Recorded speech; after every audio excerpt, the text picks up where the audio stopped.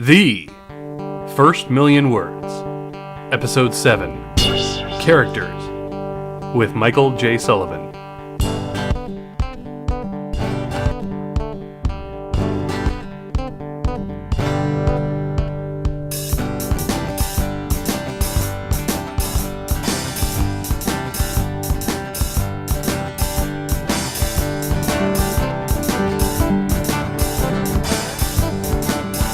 All right. We kind of covered some of this a minute ago, but you were gone. Yeah. Sorry, man. I left it recording, so if there's that's stuff good. in there, we can I'll throw it in. But let me look at my notes here. Oh, actually, I wanted to ask about how you name your characters. Did you talk about that one while I was gone? No, we didn't talk about naming. Okay, so one of the things that I was talking about earlier concerning, although this is probably not the same thing, is it? Because they're not going to hear the previous discussion. But, okay, so naming characters, one of the things that I had a problem with in other books was the names which are done with hyphens and several consonants with no vowels. Mm-hmm. And these are the things that really annoyed me because I want to be able to hear the name of the character when I'm thinking about the book, when I'm reading it. I want to hear it in my head sometimes. Yeah, you don't want it to slow you down. And so often I don't know how to pronounce the names because they're so hard to pronounce. They're just a jumble of letters. Mm-hmm. And they're going for either an otherworldly character, or they're going for someone who's elven or someone, and they're trying to make it sound very different. Mm-hmm. And to me, that's a huge problem because I can't, easily say that word, and it's kind of annoying. So what I ended up doing, and I think a lot of people probably do this, is they just skip it, and you register it optically. You see the word, you know that's the person's name, but you don't actually hear it in your head. So you just skip right on. So when I was writing, one of the things I wanted to do is I wanted to make sure that my characters' names were fairly easy to pronounce, fairly easy to understand and recognize. So that's why you have names like Ulrich and Arista, although oddly enough, I find that people pronounce them differently. Mm-hmm. Instead of Arista, some people call it Arista. So I find it interesting because I thought these were really simple names. I mean, I didn't go with Bob, but still, I thought I had kept them as simple as I could possibly keep them, and still, I have people who come back with, really? I'm like, seriously, that's how you pronounce that name? Yeah. Yeah, I could see the Ezra hat on, because at first I wanted to call him Ezra Hayden, I think, when I was reading it. Yeah, and then you have the big kind of the thing in the back. Let me quiz you. Mm-hmm. What is the name of the bishop, who later becomes the one of the co-rulers? Solder? Very good. Because in the recent audiobook, I don't know if it was a slip because I haven't heard the whole thing yet, but he pronounced it Selder. Oh. Which I'm like, really? Yeah. Well, that might be because he's the narrator's British, I believe. Irish. Or at least Irish. Yeah, From Dublin. Yeah, yes. He had that accent, and that I found it interesting because when he calls them the Marquis. Oh, instead of the Marquis? Yeah. So I was like, it was just interesting because I didn't write it Marquis because you can actually write it Marquis. Yeah. They're like, well, so it came up with Marquis. Okay. And then they wanted to know if it would be lieutenant or lieutenant. So it just interesting little derivations there. But no, when I was trying to come up with naming the characters, most of the time they were drawn from a list that I had created years ago, mm-hmm. which I had a dictionary and per names mm-hmm. of places and things. And I just went through them and found really cool sounding words. And I had done this many, many, many years ago, and I had kept this a long time ago. And this is why I have such strange names such as Dahlgren, mm-hmm. which is a real place. And I've often found people say things like, that's a real place in somewhere. I'm like, oh, actually I didn't. Yeah. I just liked the word. I thought it sounded good. And so I tried to come up with words that were easy to pronounce, fit what I wanted them to sound like. Mm-hmm. I wanted, the sound of the name to reflect kind of the character. Also, when I was naming people in a single family, I did something which, in retrospect, maybe was a mistake. For instance, in the Ezadon family, they all begins with A's. Mm-hmm. There's Arista, Amrath, Ulrich, and Anne, and all these are A names. Yeah. So that I thought it was great because you would be able to clump them all together. Oh, those are all the royal family of Mellingar. But in fact, what actually happens, people are like, they're all A names. I think they're all the same person. And they get confused. I'm like, oh, yeah, probably should have made them more different. But yeah, so that was some of the problems I had with it. But intentionally, I wanted to make them simple, easy to remember, and have them reflect the characters. Like Royce. Royce was a character whose just name, I just like the name of Royce. Yeah. It's just kind of a cool sounding name. It also is sort of a dark, but kind of classy sounding name. A Rolls Royce obviously gives you that. Mm-hmm. You almost picture kind of a classy black, limousine or something. So that gave me that kind of cool sounding, slick, classy name. Hadrian, of course. I mean, you think of Hadrian's Wall, you think of the Emperor of Rome, you think of this very strong kind of fighter type. Yeah. So more down to earth. And so that described those two people for me. And Myron, I just wanted to be a meek name. I wanted to be very simple. He could have been Thistle too, or anything that would be like almost a hobbit name. Yeah. Because I just wanted to be meek, kind of bookish, and Myron seems like kind of a geeky name. So I went with the geekiest, most meek name I could come up with. Yeah, for the bookworm, yeah. Yeah, but I also try to keep them not really popular names. There's not going to be Bob or Joe or Frank. I'm trying to keep names that are a little bit off. I mean, you don't meet too many Myrons. No. On that note, that's like the name Tiffany. Yeah. That is a really, really old name. Yes. But you will never see anybody named Tiffany in a medieval fantasy. Right. Because it's so like... It's so commonplace now. Yeah. So I try to keep things that are not common to today. But I do try to keep them as simple and recognizable as I can. If I can come up with an off... a name that everyone would recognize, but it's not often used.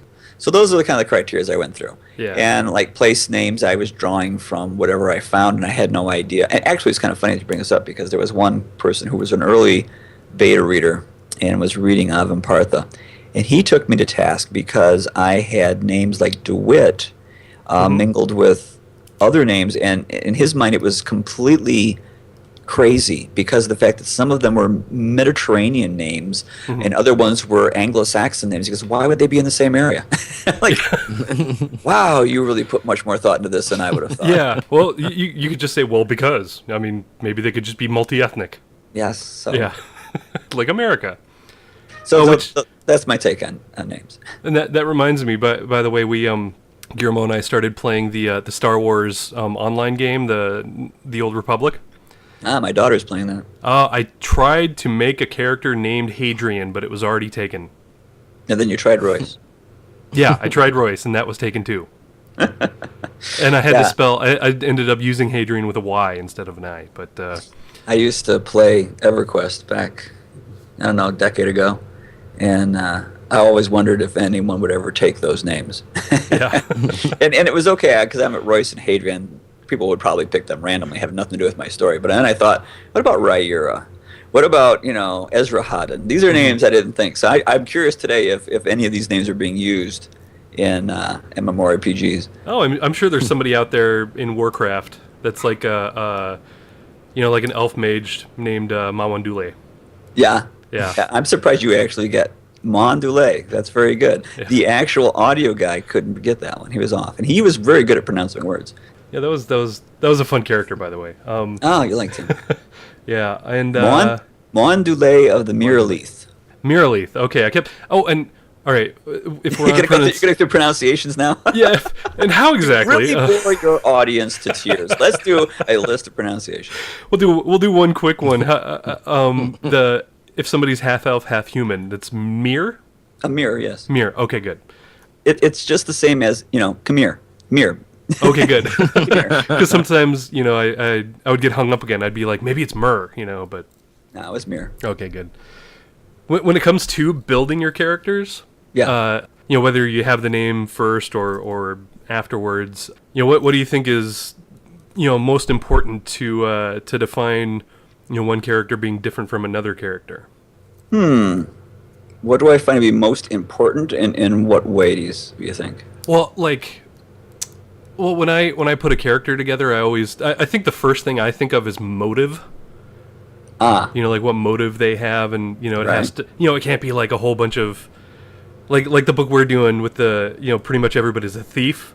Mm-hmm. So I can't just, but I still can't have every single character have the same motive where it's like, oh, I want money, money, money, Oh, right. So, do you, put that in, or keep that in mind when you're building a character too?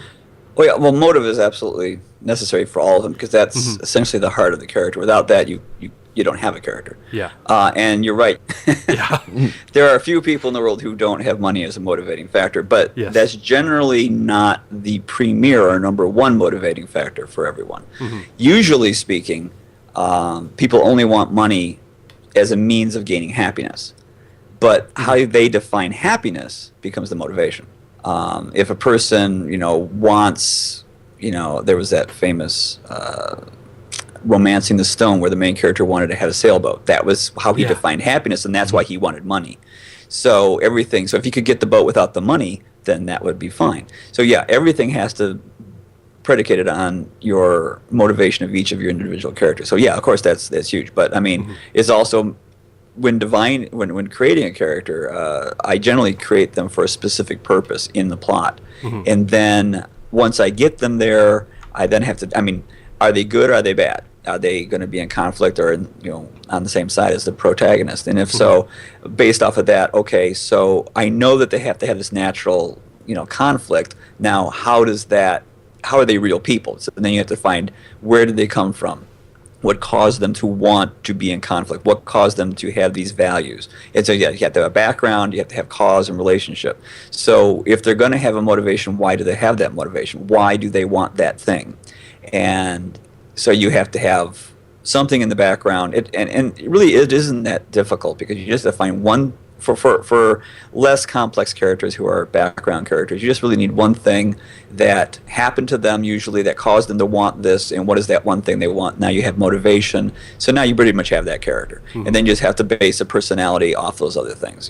If a person, for instance, in Thranik's case, I mean, he's a very complex character, which you only get a an iceberg view of it from the very top, which is that he has issues that cause him to have this very strong motivating factor. And as a result of that, he has a very specific personality. So the personality of the character tends to be like the iceberg, tip of the iceberg, and it's caused by the other things that are underneath. And you may not always reveal those motivating factors, but all you see is the personality. And if you just give a reader insights, light, small, hinted insights into why their personality is that way, that's usually enough to make people believe that they're a deeper character than just superficially slapped on with a veneer, if that makes sense. Nice. Yeah, I like that you bring up you have to think of what each character personally thinks of as happiness, because I think that's a great way to approach writing the antagonist, the villain, because like in your books, there's Solder, who is one of the main, I don't know if he's the main antagonist really, but he's at least a major one, and all he wants is this empire coming up, and he thinks, like, in his mind that's good, and it is, and I think that's really the key to having a very well-rounded villain or antagonist, is that they have to think that what they're doing is right and good. Yeah, well, one of the things about being a writer, in order to be a good writer, you have to have the ability for empathy. You have to be able to put yourself in the mind of someone who is completely different than you are, who has the exact opposite values and the exact opposite thoughts, and be that person and see the world through those eyes and understand in a very sensible and believable way why they are how they are. And you can't fake it. You can't say, this person is evil because he's just evil. You have to be able to actually write the character of Hitler and be true to it. You should be able to say Hitler was a really great guy, and this is why, and this is what he was doing. And he was trying to make the world a better place, and people just misunderstood him. And if you can do that and make your mind believe that, then you can write that character honestly, and people will read that character and not think of him as a caricature of a person, but as a real person who just got the wrong idea. And Solder is very much that way. Solder is a hero of his own story. He believes he's doing everything to save humanity. He's doing what he can to improve society, and in many instances, he's right. A lot of the things he's trying to do will, in fact, make the world a better place. He's not lying to himself. He has some good ideas. He does have a tendency to be an end justifies the means, but so is Andrew Jackson, and we consider him one of our better presidents. I mean, he ended up wiping out all the Cherokee Indians just because he needed to move land and create the United States. If he hadn't done that, we wouldn't have the United States as we see it now.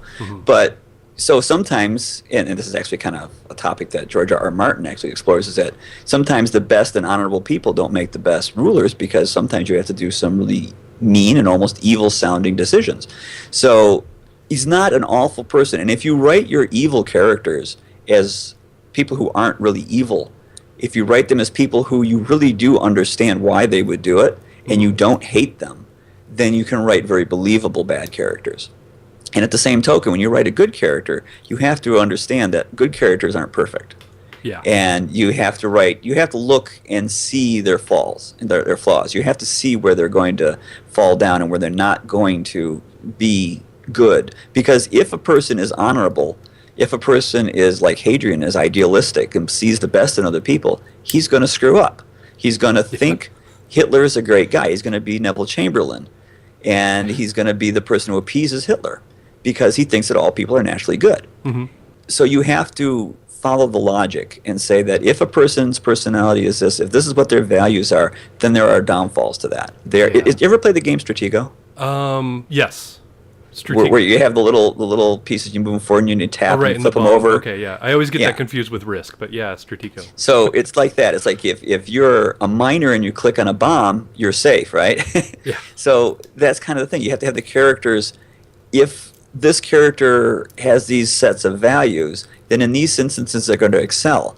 But then what you do is, of course, you put that character in a situation where they're not going to excel, where their virtues are actually what causes them problems. It becomes their worst problems, their most shortcomings. And then much more dynamic and shows you a character that's well-rounded as opposed to one that is simply, invented for the purpose of telling a story.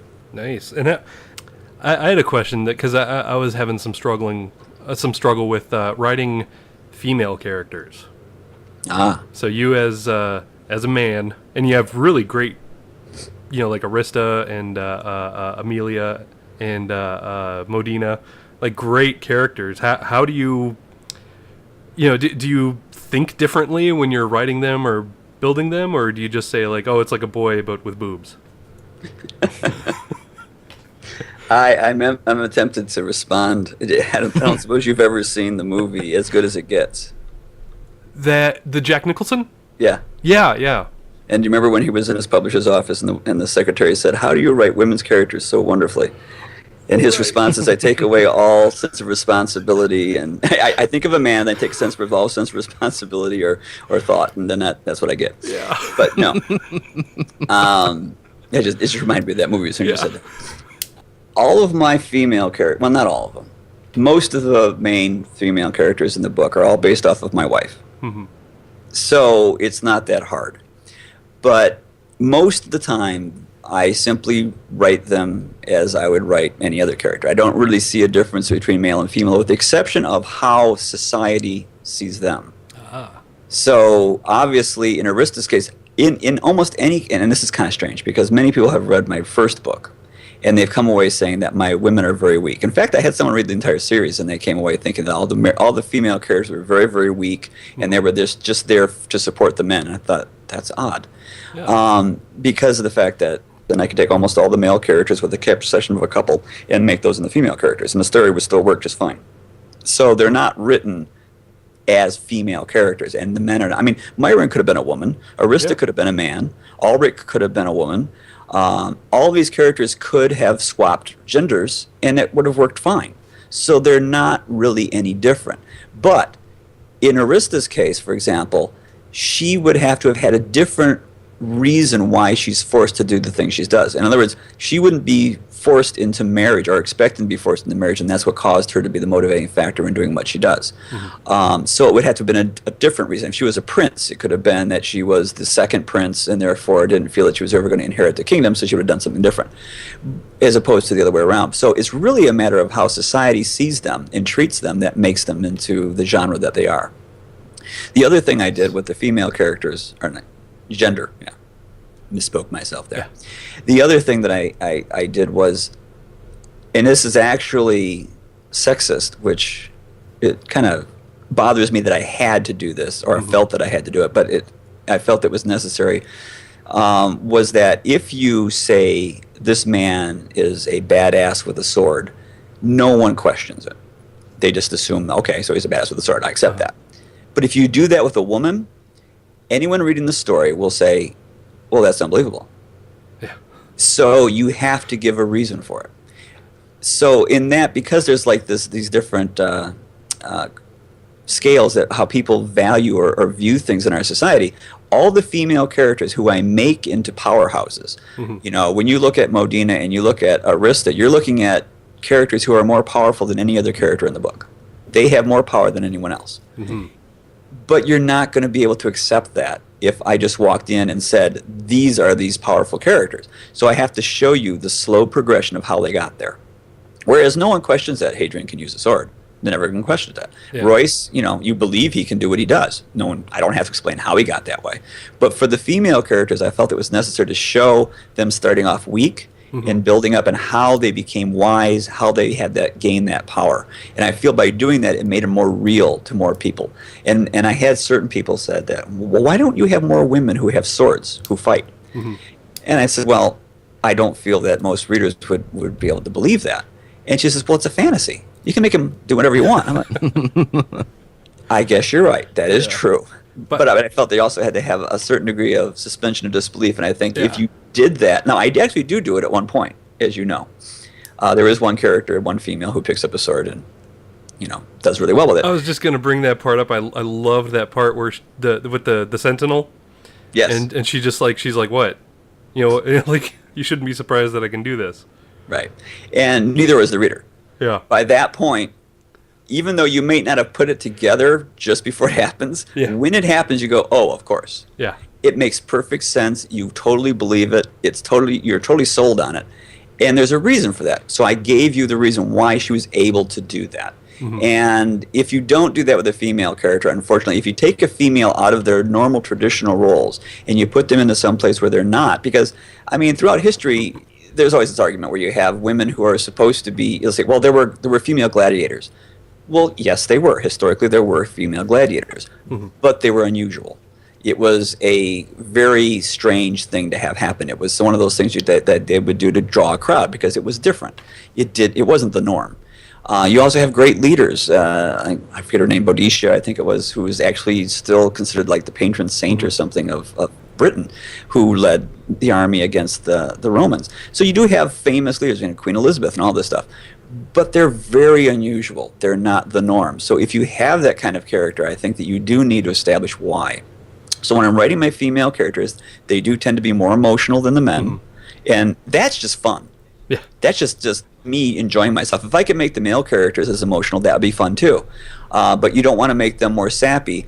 But you do want to be able to get that emotion out of the characters and out of the reader at the same time. So the women characters are great because you can take them in a larger range. They can go from being, you know, bawling, crying to being heroic. Whereas the male characters, their range is much smaller. And they're not as fun. You know, in that sense, as a writer, you don't have as much enjoyment with them. But the problem I had was I couldn't take those characters to such height without showing their progression.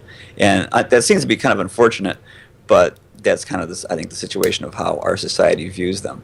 But for the most part, I based them off my wife, and she's always been, like I said, she's the hero of my life. She's always the one who managed to, do fantastic things. So I didn't find it odd that there were strong characters. My wife has a very strong personality, and so I didn't have any issues with writing those female characters.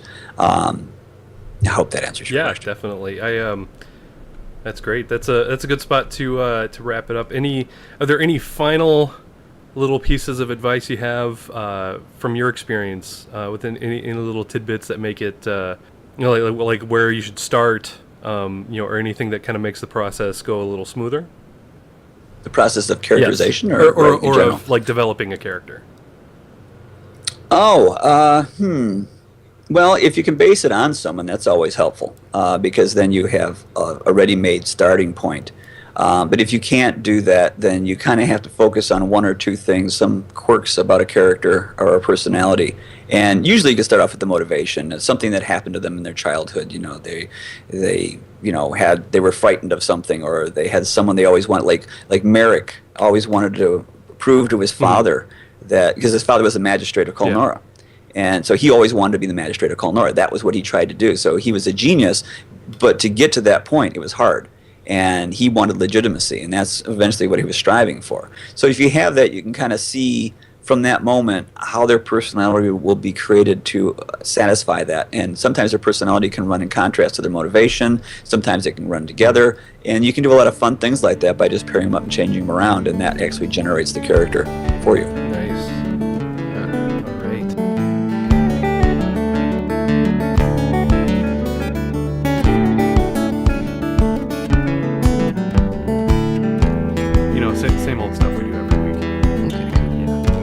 Nothing different. So one thing I totally forgot to ask Michael Sullivan about was because his books, there's so much stuff that happens in them.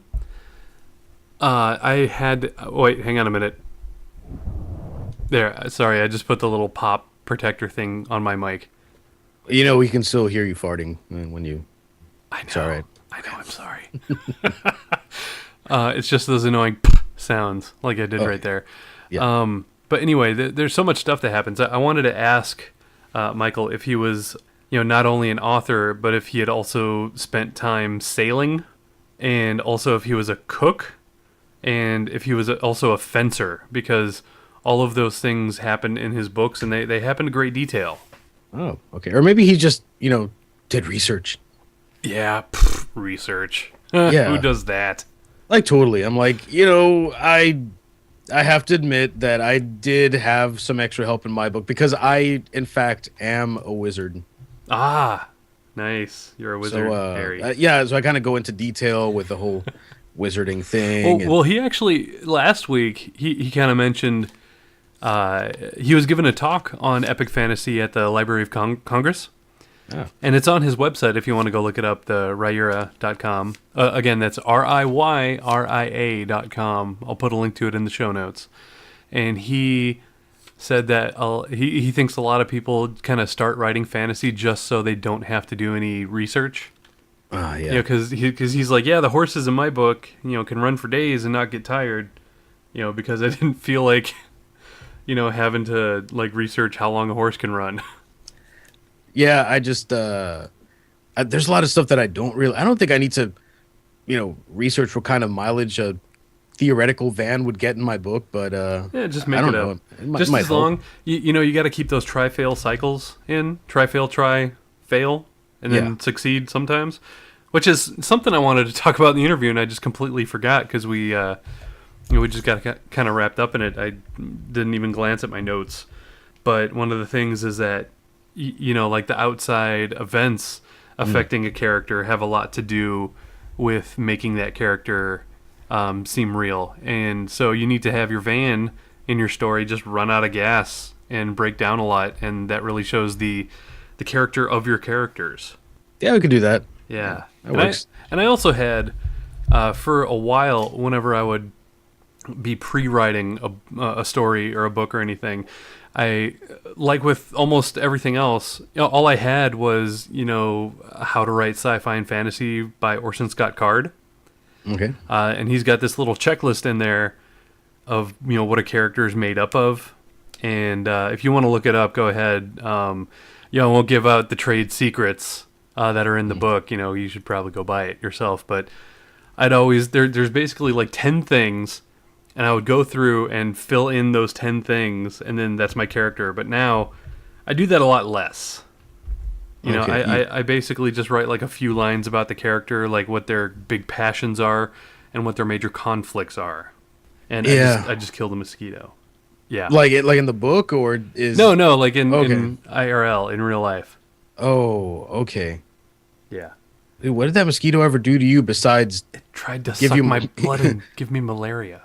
Okay. Well, yeah, that is kind of reason to destroy it. Yes, and it might try to bite my son. But so anyway, that was a fun interview. And next week we'll have more with Michael J. Sullivan. We still have dialogue and exposition to get through for the month of May. Yeah.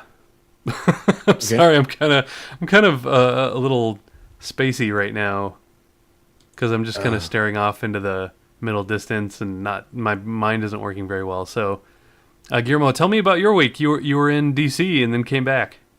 Yeah, I had some fun with my friends and decided that I'm going back because. And I didn't write the whole time I was there, but when I came back, I did finish a chapter finally that I've been kind of stuck on for a little bit, just because I saw it in my head, but I didn't know how to describe it. But yeah, it works much better now. It's now I'm stuck on another chapter. Nice. Where I'm just like, wait a minute. I'm like, I know I need character development for this character, but for some reason I hadn't thought her through very well. So yeah, I gotta try to make her a little bit different. Just not go with the stereotype. Yeah, I'm trying not to go with stereotypes, but I don't know. I think in not going with stereotypes, it's becoming a stereotype itself. It kind of is. There's all these rules now, that and all the rules are like meant to be broken and everything, and it's really, breaking the rules is like, playing by the rules. Yeah. So it's like you can't win anymore. Yeah, there's actually this funny thing that Rachel Aaron, author of the Legend of Eli Monpress, and she'll be our interview next month. She posted this thing on her Facebook that is the periodic table of storytelling, and that kind of listed out all the different tropes that you see. Let's see. It looks like it's on a website called tvtropes.org. Oh, okay. And it's really fun. And I kind of, started outlining a little story using, one thing from like every column and trying to, to interweave it all together. Mm. And one of them, my favorite one on there was some of the villain modifiers is evil laugh and right hand cat. But I mean, I don't know. It's like your villain. Like you're like, I want to make my villain different from every other villain. But you're like, it's like that whole you're different just like everyone else type things. Yeah. It just it's kind of like killing me here. I'm like trying to figure out how to make my villain kind of cool and a little bit different in a different way. I'm like, okay, my villain really loves. I don't know. I got nothing. So yeah. But we did talk to him about making your villains believable by having them believe that they're doing good. Well, yeah. That's kind of what my villain is doing. He thinks that's good. But I don't know. I think I'm just having I don't know. I'm not having trouble with my villains because my villains are kind of only two of them are pretty deep. The other ones are pretty just two-dimensional. Are they the goons or the henchmen? Yeah, they're kind of. The thing is, they're henchmen and they don't even know it. So. Well, that's even better. Yeah, and then they're it's like, okay, all right, they're evil bikers. They're the evil group of bikers, and then there's a good biker, but they don't meet him till much later. And I'm like, wait, how do I differentiate? I'm like, what do I know about bikers? I don't. I'm like, let me Google bikers. I'm like, oh, I didn't. I should. Okay, I'm gonna switch it back to safe search because that didn't. But yeah, it's like I'm like, okay, that's it. I'm going to finally use this as an excuse to watch Sons of Anarchy. So yeah, there you go. Yeah, I haven't watched that at all, but I heard it's awesome. There were a few bikers that drove past us today. The wife and kid and I were driving out for a nice family dinner, and on our way back, there were some bikers that cut us off, and they all had, they were all wearing the jean, the cut-off jean jacket. Oh yeah, with no sleeves. I guess you would call them jean life preservers. Oh yeah, okay. They all said pagans on the back.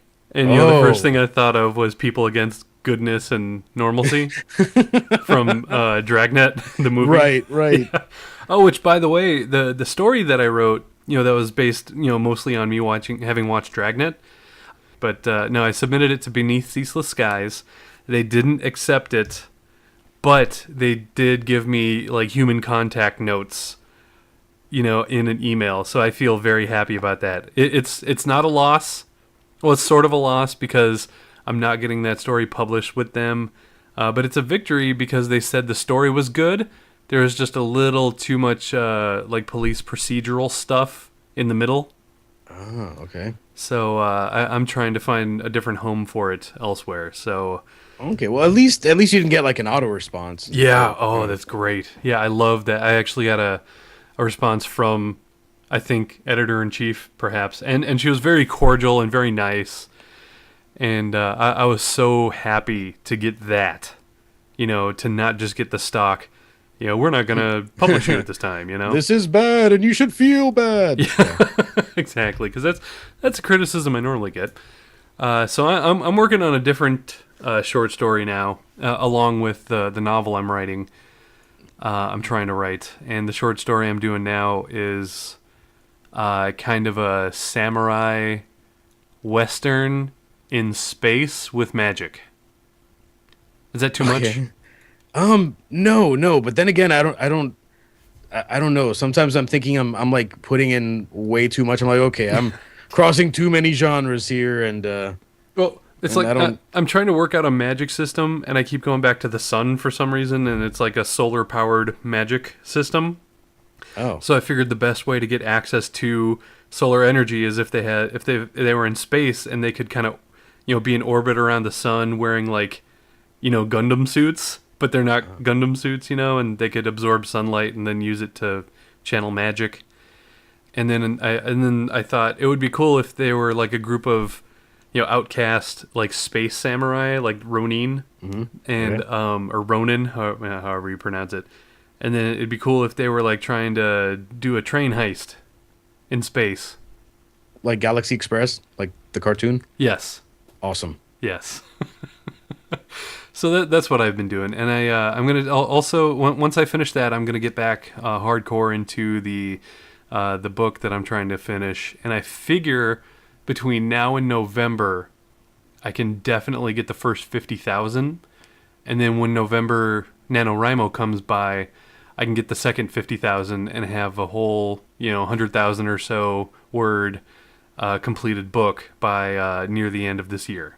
Okay, well, I think the point of Nano is to like write. No, it's just to get 50,000 words. Okay, that's right, to me. That's what NaNoWriMo is. It doesn't mean you start and finish a story.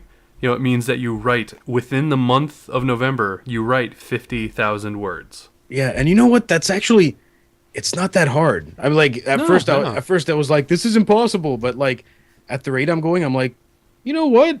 I could do this. Yeah. I mean, I wouldn't have much free time ever. I wouldn't be able to sleep. I could do like 2,000 unpolished words, no editing or no nothing, just kind of not really word vomit, but still trying to go somewhere because I outlined. But I could do 2,000 words in like, a couple hours a day. Yeah. So if it's like 2,000 words a day in the month of November, you'll end with like 60,000 or 62,000, whatever. Yeah, I think I can do it if I didn't have to like work, and if I could like sit here at my computer and instead of eating, I had like an IV drip, and I replaced my swiveling desk chair with a toilet. I could probably do that. I could probably do 50,000 in about a week. Yeah, yeah. But that's again no sleeping, no working, no anything. But yeah, it's I just want you to just write anything. Just write anything. That's it's right. Get those words on the page. Exactly. Make up a story about a centaur that lives underwater and loves bacon. I don't know. Just do it. Wow. Now there's a lot of stereotypical, or not unarchetypical, archetypal. I don't know. Archetypical? Yeah, archetropical. There, I like that. Archetropical. Okay. Yeah, I don't know, just random. We just put random things together and it's like the villain is a intergalactic clown pedophile. I don't know. Wow, Guillermo, you're on. Are you throwing darts at a board?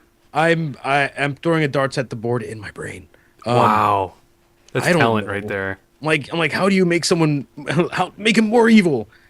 He likes Nickelback. Yes. Yes. No, he's the I'm worst. kidding. No, make him. He is Nickelback. Oh, yes. Oh, It's that's like gonna be my next story. it's like he shatters into like several different musicians that make up Nickelback, and he's the purveyor. Okay, we're just. I'm sorry if you like Nickelback. And if you want to do like an evil duo, just have that when they did that god awful team up with Saliva for the Spider-Man movie. Yeah. That was like anti-art. This is a generic movie superhero song. I'm It sorry. sounded just like it.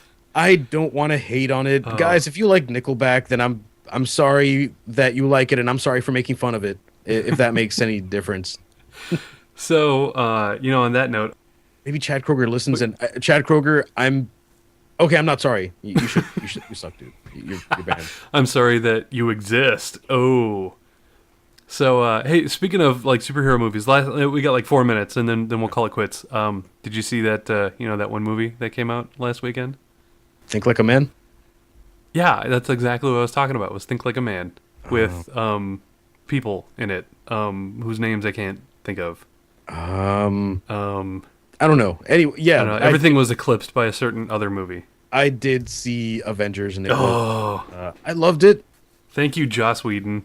Because usually when people make a superhero movie, they're like, okay, how much are we going to spend on special effects? Everything. Okay, how much are we going to spend on a script? How much you got in your pocket right now? Lint. Okay. $18 and a bottle cap. Sure, okay. It's like, it doesn't matter. We have people, doing. It's going to be superheroes. And it doesn't matter if it's crap because people are going to see it anyway, and it's still going to make money. Yeah, and oh boy, did Avengers make money, and oh boy, was that good. You can make much, much more money if you make movies good. Yes, make good movies, and there were only like a few little things that I kind of had issues with, and I'm not going to get into them because it's kind of spoilery if I do. But we've talked about it, you and I. You know what I'm talking about. Uh-huh. Like it was there was one thing that was just a little too easy and convenient near the end, and they didn't really explain it much. And that's all I'm gonna say. I liked it. I like the back and forth between characters. Thought it was great. Oh yeah. They probably should have explained it a little bit more that these are Skrulls, but I guess they didn't want to have to go into the whole shape-shifting thing because that would have made... you have to talk about like who the Skrulls are because not everybody knows. Yeah, and then you know what? That's something that I kind of have issue with. I'm like, okay, if you're gonna make a movie, I mean, I know it makes a lot more movie if you. I mean, a lot more movie. It makes a lot more money if you, with the origin stories or whatever because it tells people where it's from. I'm like, who hasn't seen or heard of Spider-Man and knows how it started? Exactly. I mean, Just get on with it. Yeah, just assume that we know about this character that we've been reading about since we were, like 4. Yeah, and just start in the middle. It's perfectly fine. Exactly. Just Infinity War. Just go with that. Just start with that. There you go. Speaking of, hey man, the things at the end of the Avengers, the 2 stingers, the double stingers. Oh, the shawarma was hilarious. Yeah, stay for the very end. After the first initial credits and then after all the credits, you'll thank me. So then again, if you're listening to this and you haven't seen it already, then you probably aren't interested in seeing it. Yeah. So just just stay after so that people can people who actually like the stuff can explain it to you. Yeah. And explain to you why they're cheering. They're like, why did everyone cheer when that blue guy turned around? Yeah. I don't get it. Yeah. So on that note. Next week, more Michael J. Sullivan. We're going to talk about dialogue. Follow him on Twitter at author_Sullivan. Follow us at FMW Podcast and FMWpodcast.com. And thank you to the ratings we've gotten on iTunes so far. I'll find that name and mention you next week, I promise. I don't have it in front of me now. So until next week, I am Benjamin J. Love. And I am Guillermo Rafael Velez Sanchez, the third, fourth removed, first of my name, something. All right. So, Okay. Right.